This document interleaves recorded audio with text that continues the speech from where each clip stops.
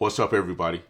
This video is going to be geared toward people who are thinking about fishing their first tournament as a co-angler. I'm going to cover what to expect, how to prepare, what to bring, co-angler etiquette, and some tips that will help you have a more pleasurable experience. So sit back, relax, grab your favorite beverage, and let's dive in. What to expect. You're going to be paired up with your boater on tournament morning or the day before. Most of the time, it's going to be a person you've never ever met in your life. It's going to feel a bit awkward and a little intimidating. For a BFL tournament, aka Bass Fishing League, you're going to know the day before the tournament who you're fishing with. This is called a draw tournament because boaters and co-anglers names are randomly selected and paired, and they're basically put together. In a BFL tournament, you're going to get a text message with who you're fishing with, their phone number, and the boat number, and your blast off time, and the time you have to be back. So that way you can give your boater a call. It's best to give your boater a call the night before so you can determine where to meet up. And you can also ask what type of boat and truck they have, so it's easy to identify them the next day, because a lot of times it's dark out there. You can also discuss the plan for the tournament. When I say to discuss the plan for the tournament, it's going to be a very, very short talk, because the boater may not want to share his strategy with you until, tournament morning. This is a time each person may ask a few questions. The boater may ask if you need a seat on the boat. If you need a seat, just tell them yes. If you don't, just say no. I usually ask the boater if they had an opportunity to pre-fish. Sometimes the boater will give you some, very valuable information, so pay close attention to what he's telling you. If you're uncomfortable backing a boat, please let the boater know before the tournament so they can plan accordingly. This is very important. You do not want to back somebody's $100,000 boat, driving their $80,000 truck and hit something, right? You don't want to do that. It is going to really mess up the day before it gets started. Let's talk about preparation. You should start researching the lake you're going to fish as soon as possible, learning about the lake, what type of bass live in it, what's their primary food source, things like water clarity, the seasonal baits that have worked in the past in that body of water year after year. Watch some YouTube videos, read some past articles of what works in that body of water in that season. That way it can help you decide on what you need to bring. Practice your casting accuracy right at home. Don't wait until it's tournament day. Being an accurate caster is essential to being a co-angler. You have to put that bait exactly where you need to be, because you may only get one shot, to get it in the target zone. Get used to casting from different angles as well, because the boat is probably going to be moving and you're not going to basically have the best angle. Let's talk about co-angler mindset. You have to remain positive from start to finish. You have to believe that you're going to basically do good. You have to believe that you're going to succeed. You're going to be fishing from the back of the boat, from behind the boater. They call this use water, right? Because somebody's already fished it, right? Things are not going to be easy for you. You have absolutely no control over where you will be fishing, what kind of structure you're going to be fishing, or how fast you're going to be fishing. You're kind of totally at the, mercy of the boater. If you're new to the tournament scene, the main thing you want to focus on is learning, right? Making a good impression and having a little fun. Once you get in the boat and organize everything, you should ask a few questions to help break the ice and get to know your boater a little bit. But you don't want to do it yet. You don't wait until the boater has, organized all their stuff, laid out all their gear, and they're not busy. Boaters have a million things on their mind in the mornings, right? So don't be another thing the boater has to deal with. Wait till the boaters settle down. When the boater sits down with a blast off, you can ask him, what's the game plan for the day? That way you'll have some clue what you're going to be doing. A lot of times the boater will lay rods out on the deck that they're going to use, that day. Make a mental note of what they have tied on and try to think of some different baits you can use to cover the same water depths. Be prepared before you go out that you might not catch a fish. It's okay. It happens. It's happened to me. You will basically as you gain experience, the fish will come. Let me tell you what not to bring. The number one thing not to bring to a tournament is a bad attitude. Also, don't bring 20 rods and a duffel bag with every lure that you own. Less is better, and it will save you time and not have you second guessing yourself on what to tie on. What to bring? You need to bring an open mind and a positive attitude. As far as gear goes, you want to bring 3 to 6 rod and reel combos. Make sure you have at least a shaky head, a drop shot, and a wacky rig tied on to 3 of those 6. Believe me. You also want to bring baits that will cover the top of the water column to the bottom and the middle. I will go over my rod and tackle selection in another video.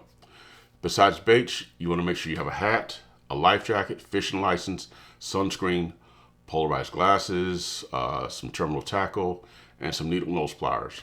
Make sure you also bring a rain suit, something to drink, a few snacks to help keep you energized throughout the day. To stay organized, get your backpack or tackle bag and keep all your equipment in it. Co-angler etiquette. Let me cover this first because this is the one I hear most boaters complain about. I always hear stories from boaters that they were fishing and the next thing they heard was a crankbait past their head from the back of the boat. Or they were fishing and all of a sudden the co-angler saw a fish blow up and cast right over their line. Let me try and show you where you should and shouldn't cast.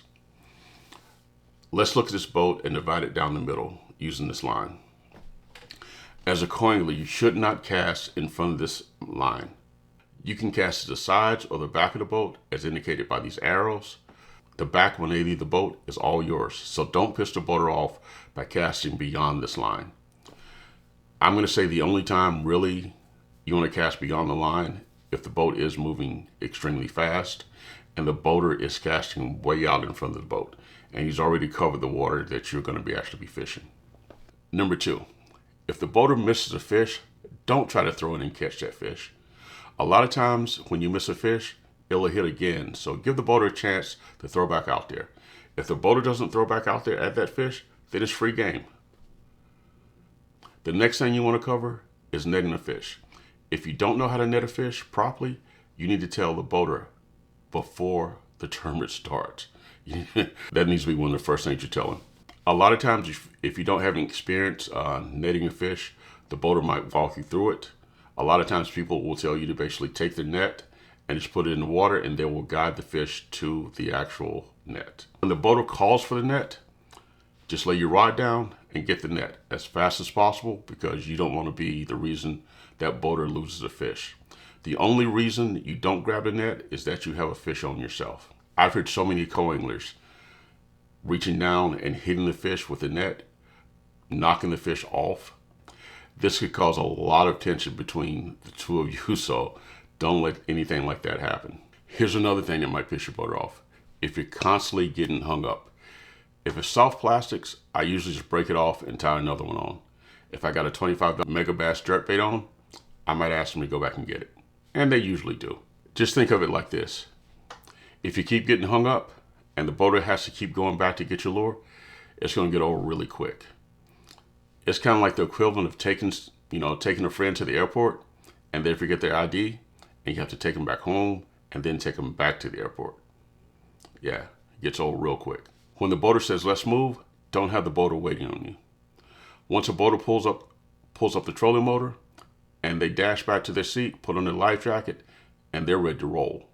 It's almost like an Olympic event they train for. Sometimes they won't even say anything and pull up the trolling motor. You still have to be ready. This means you have to keep your stuff organized and ready to move.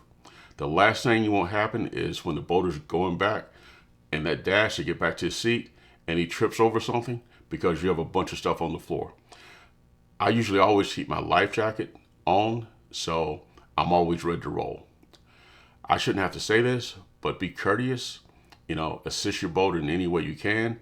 This means showing up on time, being respectful of their boat, keeping your area clean, and before getting off the boat, make sure the boat is in the same condition as when you got on the boat. Pick up all of your trash, soft plastics, any line you may basically put down there, and anything else you had. One thing you never want to do is share locations, right, that boater took you to on that tournament. This is a no-no as a co-angler. The boater invested a lot of time and money to find these locations, so please be respectful. The last thing I want to talk about is gas money. It is customary to give your boater gas money. Just so you know, it takes about $300 to fill up a boat and a tow vehicle. Just think how much money it took. If they practice a couple days, they had to drive a couple hours to get there. They're gonna have to drive a couple hours to get back home. I saw someone with a shirt that said, like, my boat doesn't run on thanks. He's just letting everybody know, because boats don't run on thank yous. I usually give around $30 to $50 for gas. I'm not saying you need to do that, but give what you can. I started trying to give my boaters the gas money before the tournament starts because it's just one less thing I have to deal with. A lot of boaters will tell you to keep it and not take it. The important thing is you offered. If you're still watching this video, please hit the like button below, and it will help me reach a larger audience, and help my channel grow. Now I'm going to go over some co-angler tips. Invest in at least one rod and reel combo that can cast a country mile, because you're going to need it. It comes in very handy when you see a fishy spot and it's a good distance away from your boat. That rod and reel combo will get you there and might get you a fish. If you have a spinnerbait or crankbaits on your rod, please do not basically just reel them up to the top of the reel and leave them there, especially when the boat's getting ready to move. If that boat basically takes off and gets on plane and he goes a pretty good distance, you could have a major mess once that boat stops. Everything could be totally tangled up. If the boater has his trolling motor turned up pretty high, I don't recommend casting to the back of the boat, because it's a lot easier to get hung up that way. Also, the boater has to turn all the way around to go get your lure. Sometimes it's just easier to break it off if that happens. Always keep a line in the water. If you break off, throw your shaky head out. Throw your drop shot out while you're retying, right? Because you just might catch a fish. Having nothing in the water will guarantee you that you don't get a bite. So make sure you put something in the water. Watch where your boater's casting. If you're throwing a totally different type bait, you can hit some of the same targets that they did. I usually try to look at where the boater's throwing and try to throw in different places. I found a dock pattern in a tournament. The fish were only on the first dock post on the shady side. I noticed a boater throwing to the very back of the dock, and he wasn't catching anything. As soon as he basically passed, I would pop right there to the front of the dock post and catch him, right? In 2 hours, I had a limit. So pay attention. It'll help you. When things are going good, meaning your boater's catching fish, they tend to open up a little bit more. And if you have any questions, that's the time to ask. On the flip side of that, when things are not going good, answering questions is the last thing your boater wants to do. I personally think fishing as a co-angler is the fastest and most cost-effective way for someone just starting out in bass fishing to level up their game. You could get paired with a local hammer that has decades of experience that you can tap into. Let every time you're on the water make you a better angler than you were the day before. If you got even a little value out of this video, you know what to do. Set that hook on the subscribe button and drop me a comment so I know I'm giving you the content that you like. Tight lines, everybody. Check out my next video and see you on the water. Out.